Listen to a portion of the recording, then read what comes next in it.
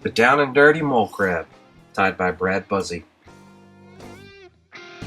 The hook we're using is a Mustad S74SS. It's a long shank hook. First thing we do is put a bend into the hook.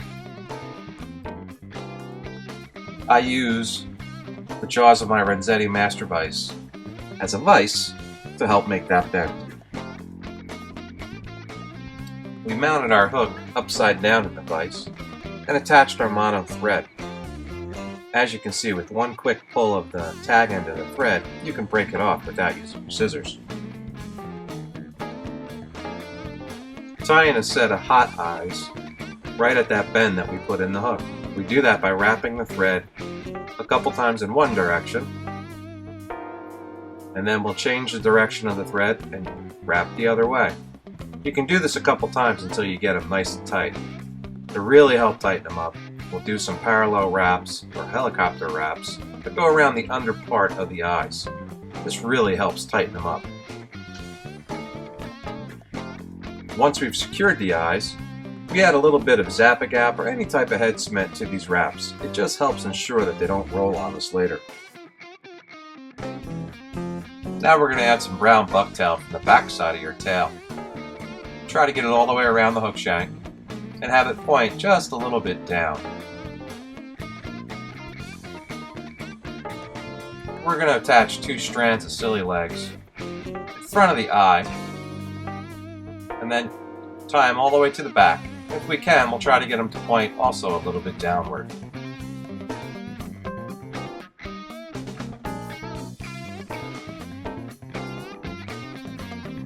Now we're going to add some angel hair. Tie it in halfway on one side, pull it over to the other, finish securing it. Now we're going to secure our strung craft fur. Take a couple wraps, move the thread forward, then we're going to coat the shaft with some head cement. In this case, it's hard as hull.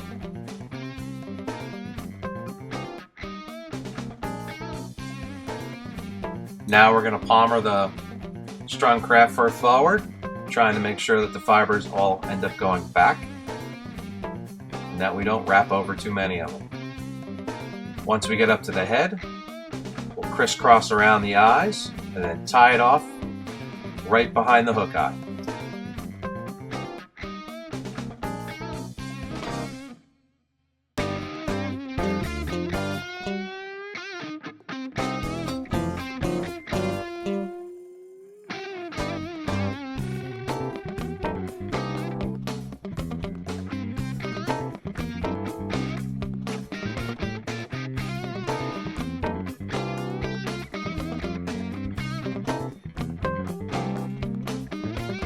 When I whip finish with mono, I like to try to do it twice, just so if the first one comes out, I have one for backup.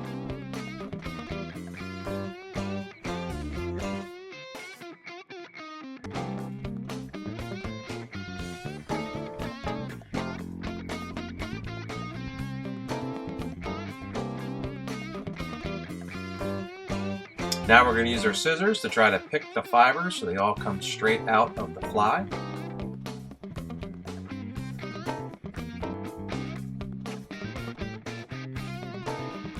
Now we can trim all the fibers that are sticking out from the underside of the fly. Now the fly is pretty much done. We can try to align some of the fibers backwards, trim off the extra angel hair, and if you like, you can add some head cement down the spine of the fly and around the hook eye. For more information, you can contact me at BuzFly.com or visit the Atlantic Saltwater Fly Rodders at aswf.info.